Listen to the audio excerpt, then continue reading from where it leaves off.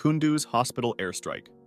This is one of the most recent ones in the video, as it happened on October 3, 2015. On that day, an American military gunship attacked a hospital in Kunduz, Afghanistan. This was not a military base. It was a trauma center run by the famous aid group Doctors Without Borders. For about 30 minutes, the aircraft circled overhead, firing repeatedly and precisely at the hospital buildings. The gunship fired 211 shells in total. Inside, the scene was a nightmare. Some patients burned alive in their beds because they could not move. Doctors lost their limbs or were decapitated by shrapnel while trying to operate. As people tried to run from the burning buildings to escape, they were shot from the air. By the time the attack ended, at least 42 people were dead, including doctors, nurses, and patients. The hospital had given its exact GPS coordinates to the US military just days before, specifically to prevent something like this from happening. Even while the bombs were falling, hospital staff were frantically calling military officials, begging them to stop, but the strikes continued. After the attack, the American explanation changed several times.